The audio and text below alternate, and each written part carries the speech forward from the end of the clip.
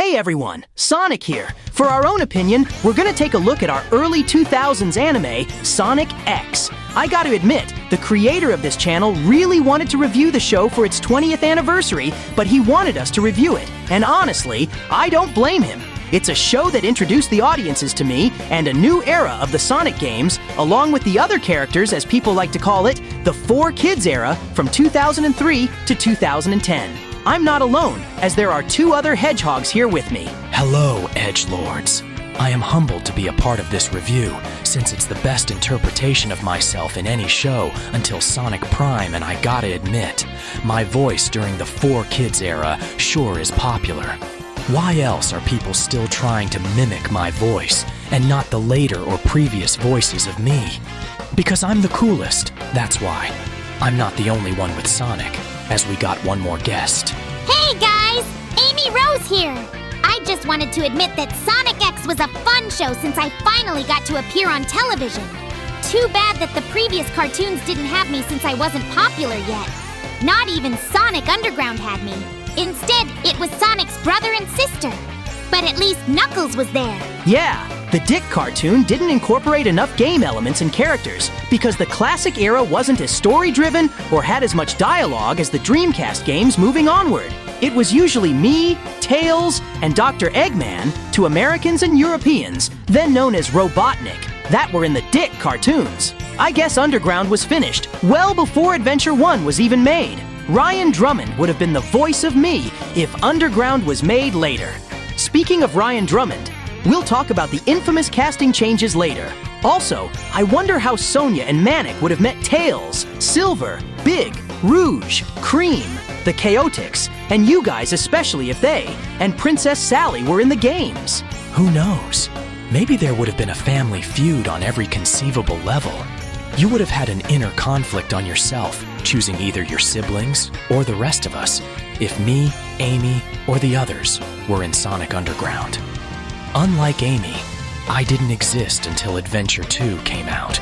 I still wonder how I would have been if I were in the classic games. There's endless possibilities, but we gotta focus on the anime. We can discuss the Deke cartoons and classic games some other time. Sonic X sure was a big hit in the United States and Europe, but wasn't as successful in its native Japan.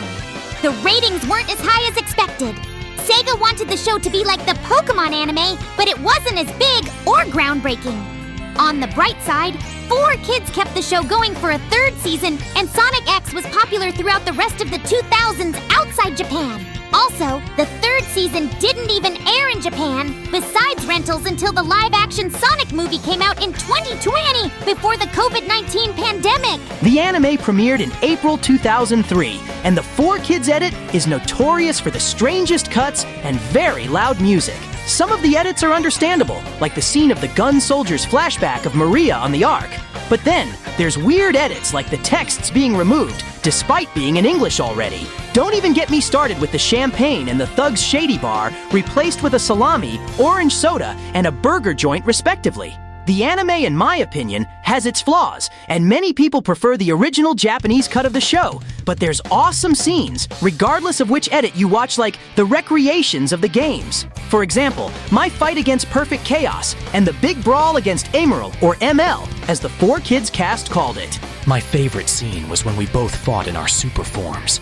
It's rare when more than one character turns to a super form, but this was an ambitious scene of me and Sonic fighting while being the Super Saiyan parodies. No Sonic TV show or video game has ever done that. I always steal the spotlight, just as much as I always carried my damn 4th Chaos Emerald when I first appeared. I have way too many favorite scenes to count, but the one on the top of my head is that one time I destroyed one of Eggman's robots in the beach episode after it destroyed the bracelet I made as a lucky charm for Sonic. It still wrecks my little heart looking back at it. I was in blind rage, but I was so thankful that Sonic fixed it after we finished our day at the beach. Now we gotta talk about the characters. As I've said before, in every Sonic cartoon prior to Sonic X, it was always just me, Tails, and Robotnik, Eggman, until Underground had Knuckles. Sonic X finally introduced more game characters like Rouge the Bat, Cream the Rabbit, Cheese the Chow, the Chaotix Detective Agency of Espio the Chameleon, Charmy Bee, and Vector the crocodile, and of course, the infamous Big the cat. Other game characters who show up as recurring characters are Tikal the Echidna, E102 Gamma, Cream's mother Vanilla the rabbit, Chaos, Emerald, and Maria Robotnik. As for new characters, there were human characters. Chris Thorndike, his mother Lindsay, his father Nelson, his maid Ella, his butler, Mr. Tanaka, his grandfather Chuck, and his friends Danny, Francis, and Helen. Other original characters include Cosmo, Molly, Topaz, Sam Speed, Mr. Stewart, and new villains named Bokun, Bokoe, and Deco.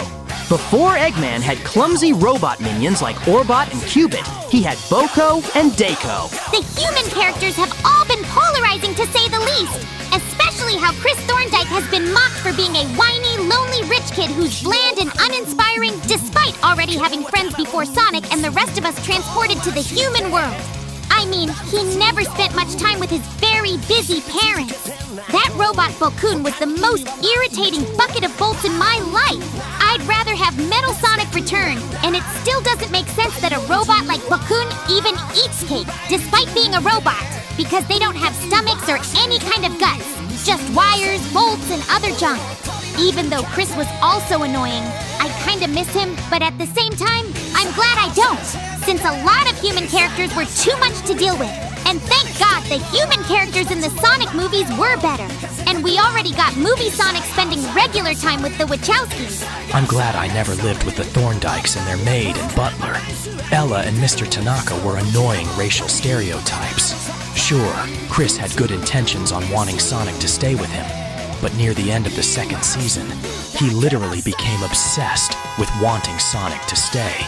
His friend Helen should have been the main character since she bonded with the blue hedgehog more casually. Plus, she reminds me of Maria, but in a wheelchair. As for movie Sonic, he had a lot more chemistry with Tom and Maddie. I'm just curious how my movie counterpart is doing. He's probably still locked in a chamber deep within Gun's prison island like you were. I think Movie Sonic is still holding picket signs with Movie Tails and Knuckles because of the writers' strikes. I haven't spoken to Movie Sonic since the summer of last year when we hung out in Hawaii for a quick trip, but even he agreed that the human characters of Sonic X were the weakest characters in the show. I gotta admit that the theme songs are all over the place too. There's the Japanese theme song Sonic Drive, the US 4Kids song Gotta Go Fast, the international song simply titled Sonic X, and last but not least, the underrated EDM jam from Italy, even more simply titled Sonic. My favorite is either Gotta Go Fast or the Italian theme song Sonic. My favorite theme song is the Japanese opening Sonic Drive, since it's more impactful and gives off that typical early 2000s shonen vibe that every anime fan enjoys. I do like Gotta Go Fast too, but it's too goofy. But it's not the only language, as Gotta Go Fast was done in Spanish, Portuguese, Brazilian, and European, and even, unofficially, in Persian. Honestly, the unofficial Persian dub of Gotta Go Fast is the best version of that song, but it's still not as good as Sonic Drive. I love all the openings. They all have their own charm. Sonic Drive has that early 2000s shonen vibe like Shadow said. The EDM Italian theme song is awesome, and Gotta Go Fast is a catchy song that basically became my famous catchphrase. Also, my international fans might like their Jet X or Fox Kids Sonic X intro song the best since it's simple and sweet to them, despite the singers saying the anime's title over and over again. But I respect their opinions, especially when they're nostalgic. Each season had a different story. And I think the episodes that adapted the games were the best ones, along with Season 3 that everyone calls the Meta-Rex Saga. If Chris was more laid back and less whiny, and if there were less racial stereotypes or less humans in general, Sonic X would have been a hell of a lot better. Maybe it would have been a lot more popular like Pokemon if Japan worshipped the show like the rest of the world actually did. Couldn't have said it better myself, Pink Hedgehog. The last thing I want to discuss is the infamous change of actors. Apparently in Japan, all the Japanese voice actors who did the game characters' voices reprised their roles in the anime, but 4Kids and Sega did the unthinkable and decided to change the cast and hired new actors. Even Ryan Drummond was upset. He even wanted to come back to be the voice of the Blue Hedgehog in my only solo game, Shadow the Hedgehog. But no, Sega declined, and our voice actor Jason Griffith and the rest of the 4Kids cast were then the voices of the Sonic game characters to keep the continuity of the anime. And how fitting that Shadow and I have the same voice actor. That's when you know you have raw talent. But the 4Kids cast didn't stay in Sega for long, as 2010 rolled around and the contracts expired, and the cast was changed to most of the voice actors you hear in the more recent Sonic games, with the exception of Eggman's voice actor Mike Pollock, who stuck around to this very day. One more thing I gotta mention is that I have been kinda associated with two Chris's. The fictional boy, Chris Thorndike, and the real-life disgusting criminal Christine Weston Chandler, also known as Chris Chan, the lolcow and incel who created the comic series Sonic Chew, who's a mix of me and Pikachu from the Pokemon games. We'll talk about Chris Chan some other time. Just the mere mention of Chris Chan makes me want to vomit all over the both of you. I especially hate Rosetchu, as she's literally me, but as a yes-woman damsel in distress and part Raichu. I can't explain why I hate Rosetchu, because if I do, this video might be either demonetized or even deleted for obvious reasons. Back to Sonic X. It's far more watchable in Japanese than in English, since everyone sounds more natural and the music is much more ambient and fitting and not in your face like 4Kids did. Cream's voice was the most annoying out of all the main characters, but I'm glad she wasn't too important afterwards with that voice. If only she had a more sweet, delicate, and calm voice, and not an ear-shattering, high-pitched voice. Also, I'd make the maid and butler have more realistic voices instead of racially insensitive ones. I still enjoy the original Japanese edit anyway, and I'm glad I got Hulu. And I'm glad I got the DVD and Blu-ray box sets of both the original Japanese edit and the English dubs of Sonic X. I sure hope Sonic Prime does a similar thing, adapting the games like Frontiers, or maybe Sega should have a new anime altogether, adapting the modern games starting from Colors to Frontiers, or even the new Superstars game. What do you guys think? Does Sonic X still hold up? Let us know in the comments.